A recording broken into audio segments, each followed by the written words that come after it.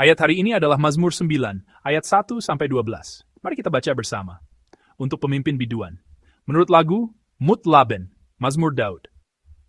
Aku mau bersyukur kepada Tuhan dengan segenap hatiku. Aku mau menceritakan segala perbuatan-Mu yang ajaib. Aku mau bersukacita dan bersukaria karena Engkau. Bermazmur bagi nama-Mu yang maha tinggi. Sebab musuhku mundur, tersandung jatuh dan binasa di hadapan-Mu. Sebab Engkau membela perkaraku dan hakku. Sebagai hakim yang adil, Engkau duduk di atas takhta. Engkau telah menghardik bangsa-bangsa, telah membinasakan orang-orang fasik. Nama mereka telah Kau hapuskan untuk seterusnya dan selama-lamanya. Musuh telah habis binasa, menjadi timbunan puing senantiasa. Kota-kota telah Kau runtuhkan, lenyaplah ingatan kepadanya. Tetapi Tuhan bersemayam untuk selama-lamanya, takhtanya didirikannya untuk menjalankan penghakiman. Dialah yang menghakimi dunia dengan keadilan dan mengadili bangsa-bangsa dengan kebenaran.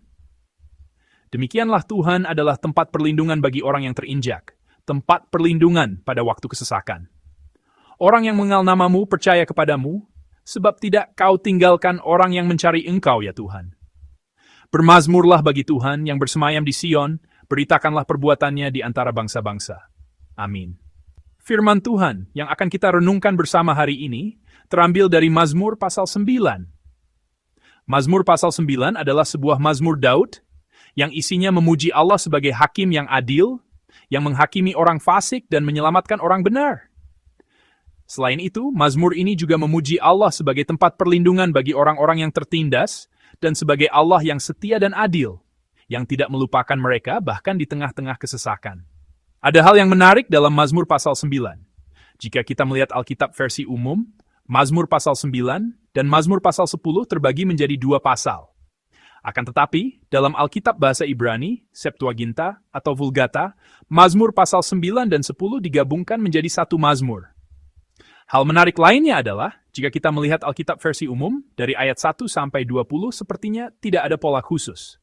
Namun, dalam Alkitab bahasa Ibrani, Mazmur ini ditulis sesuai dengan urutan abjad. Misalnya, seperti abjad A, B, C, dan seterusnya, maka kalimat pertama diawali dengan huruf pertama abjad Ibrani, kalimat kedua dengan huruf kedua, dan seterusnya. Ini disebut Mazmur akrostik. Gaya penulisan ini berfungsi sebagai perangkat sastra yang membantu pembaca untuk mengingat firman dengan lebih mudah melalui kalimat yang berpola, bukan sekadar sebagai luapan perasaan Daud. Mazmur akrostik seperti digunakan agar kita dapat mengingat dengan lebih baik dan membuat pengakuan iman yang teratur. Apa yang ingin dikatakan oleh Daud sang Mazmur kepada kita hari ini? Pertama, jika kita melihat judulnya, meskipun dalam buku renungan kita tidak ada judulnya, tetapi jika kita melihat Alkitab, di atas ayat 1, tertulis judul Mazmur ini. Tertulis untuk pemimpin biduan. Menurut lagu, Mutlaben, Mazmur Daud. Kita bisa mengerti Mazmur Daud. Kita juga bisa mengerti lagu yang dinyanyikan oleh pemimpin biduan. Akan tetapi, apa itu Mutlaben? Ini adalah kata yang hanya muncul di sini di seluruh Alkitab. Oleh karena itu, para ahli pun merasa sangat sulit untuk menjelaskan secara akurat apa artinya. Ada yang mengatakan bahwa ini adalah semacam ritme. Karena Mazmur ini adalah sebuah lagu, ada yang mengatakan bahwa ini adalah melodi yang mengiringi lagu ini. Ada juga yang menafsirkan bahwa kata ben berarti anak laki-laki. Dalam bahasa Ibrani, ini bisa berarti kematian seorang anak. Jadi, ini juga bisa diartikan sebagai mazmur yang dinyanyikan dengan melodi ratapan atas kematian seorang anak. Meskipun latar belakang pastinya tidak kita ketahui, yang jelas adalah bahwa di tengah kematian atau pengorbanan yang tidak adil, Daud tetap memuji Allah yang adil. Oleh karena itu, Mazmur 9 ayat 1-11 yang kita renungkan hari ini bukanlah sekadar nyanyian syukur biasa, melainkan sebuah pernyataan iman yang teguh untuk tetap percaya kepada Allah, bahkan di tengah penderitaan. Ini adalah pujian iman yang menyatakan, di tengah dunia yang tidak adil, aku akan berpegang pada Allah yang benar. Meskipun lingkungan dunia yang kuhadapi ini begitu tidak masuk akal, aku akan berpegang pada Allah yang adil. Jika kita melihat ayat 5 dari nas hari ini, ada banyak sekali istilah yang berhubungan dengan pengadilan. Saya akan membacakan ayat keempat. Sebab engkau membela perkaraku dan hakku, sebagai hakim yang adil engkau duduk di atas takhta. Amin. Kata-kata seperti dan adalah istilah-istilah yang biasa digunakan dalam persidangan. Coba kita renungkan. Siapa yang akan takut berdiri di pengadilan? Orang yang bersalah yang akan takut. Orang yang tidak bersalah tidak punya alasan untuk takut. bahkan jika mereka harus berdiri di pengadilan. Mengapa? Karena ia benar. Karena saya tidak bersalah. Saya tidak takut bahkan di tempat di mana dosa saya dihakimi. Demikian pula, ketika kita berdiri di hadapan Allah, Dia juga bertanya kepada kita hari ini, apakah kita berdiri sebagai orang berdosa atau sebagai orang yang telah diampuni?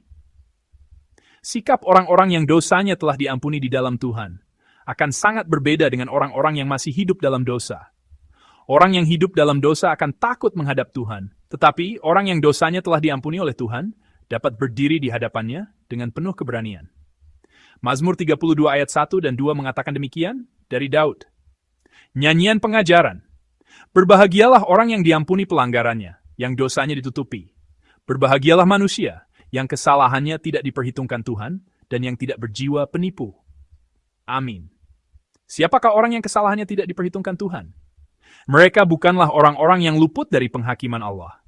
Justru, tidak ada yang lebih menakutkan daripada tidak diampuni oleh Tuhan. Tidak ada yang lebih menakutkan daripada berusaha menanggung dosa kita sendiri, hanya untuk mendapatinya terungkap saat kita menghadap Tuhan. Namun, betapa diberkatinya kita karena semua hal yang menakutkan itu, dosa-dosa kita, telah dibereskan oleh Tuhan, sehingga kita dapat berdiri dengan kepala tegak ketika menghadap Allah. Itu berarti ada sukacita yang kekal. Sukacita ini bukanlah ketakutan akan kapan akan mati, atau ketakutan akan penghakiman seperti apa yang akan kuterima. Kematian. Sebaliknya, ini adalah sebuah pernyataan.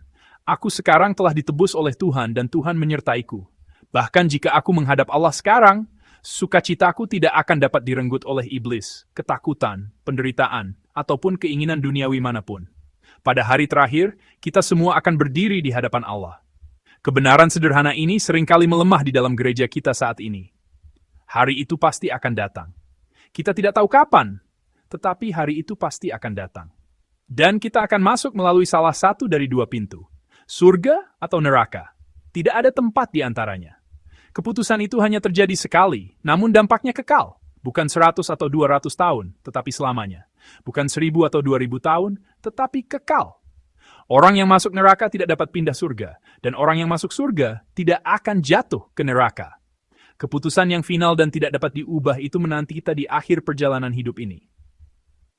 Oleh karena itu, saudara-saudari yang terkasih, sekarang adalah kesempatan yang diberikan kepada kita. Hendaklah hidup kita menjadi hidup yang setiap hari bertobat di hadapan Allah dan memohon kasih karunia-Nya. Kiranya sekarang menjadi waktu untuk menerima pengampunan dosa. Bukan aku akan memohon pengampunan besok. Aku akan berdamai dengan orang itu besok. Atau aku akan datang kepada Allah besok. Sebaliknya, ketika Tuhan mendorong hati kita, datanglah kepadanya. Ketika Tuhan mendorong hati kita, berdamailah dengan sesama yang kepadanya kita bersalah. Kiranya hari ini menjadi hari yang demikian. Dalam nama Tuhan, saya memberkati saudara sekalian. Jadi, saya berharap saudara menjalani hari ini sebagai orang yang telah diampuni. Daud menjelaskan dua alasan mengapa ia tidak takut bahkan di hadapan pengadilan Tuhan. Pertama, karena ia percaya bahwa Allah itu adil dan berpihak pada yang lemah. Mari kita baca bersama-sama firman dalam ayat 10. Demikianlah Tuhan adalah tempat perlindungan bagi orang yang terinjak. Tempat perlindungan pada waktu kesesakan. Amin. Alkitab dengan jelas mengatakan bahwa Allah adalah tempat perlindungan bagi orang-orang yang tertindas. Itulah sebabnya Daud tidak takut. Daud adalah orang yang sungguh-sungguh percaya bahwa Allah berpihak pada orang yang tertindas dan berjuang untuk mereka. Lalu, apa yang dimaksud dengan orang yang lemah atau tertindas menurut Alkitab? Apakah mereka yang lemah secara fisik? Apakah hanya mereka yang tidak punya kekuatan dan harta? Kelemahan yang dimaksud Alkitab adalah kondisi orang yang memilih untuk hidup menurut prinsip firman Allah, bukan menurut prinsip kekuatan dunia. Orang yang merugi di dunia, orang yang dianiaya di dunia, orang yang menjadi lemah di dunia karena berusaha hidup sesuai dengan firman Allah. Itulah yang Alkitab sebut sebagai orang yang lemah. Meskipun terlihat bodoh di mata dunia, Allah memberkati perjalanan orang-orang kudus yang melangkah dalam iman seperti itu. Allah menjadi tempat perlindungan mereka. Saudara-saudari terkasih, adakah penganiayaan di jalan yang saudara tempuh demi Allah?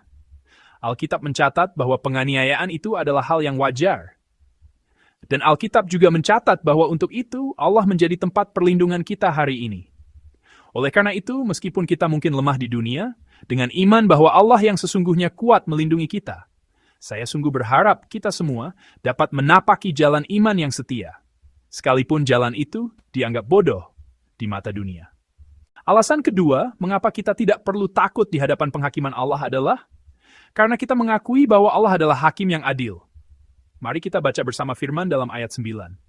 Dialah yang menghakimi dunia dengan keadilan dan mengadili bangsa-bangsa dengan kebenaran. Amin.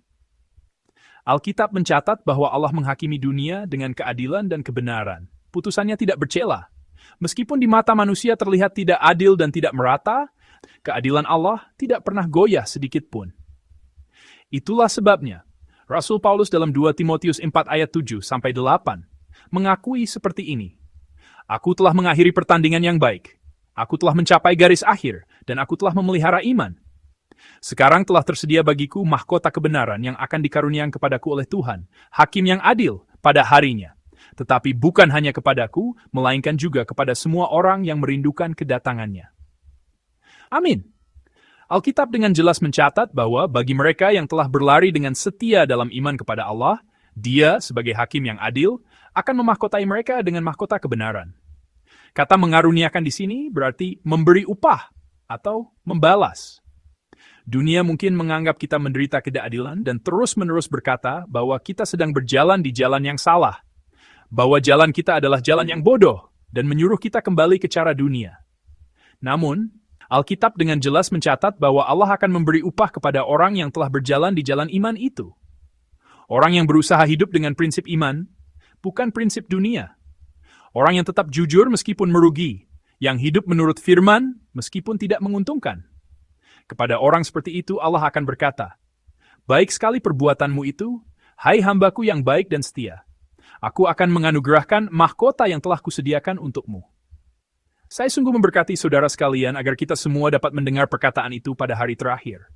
Pada hari itu, Allah akan mengenakan mahkota di kepala kita dan memeluk kita. Betapa lelahnya engkau, betapa teraniayanya engkau, betapa kerasnya usahamu. Allah yang mengetahui jerih payah dan air mata kita akan datang, bukan hanya untuk menyeka air mata kita, tetapi juga menepuk punggung kita dan berkata, "Engkau telah bekerja keras." Apakah ada di antara saudara yang saat ini sedang mengalami ketidakadilan? Apakah ada yang sedang berada dalam penindasan karena iman kepada Tuhan? Ingat dan nantikanlah hari itu. Allah pasti mengingat waktu ini.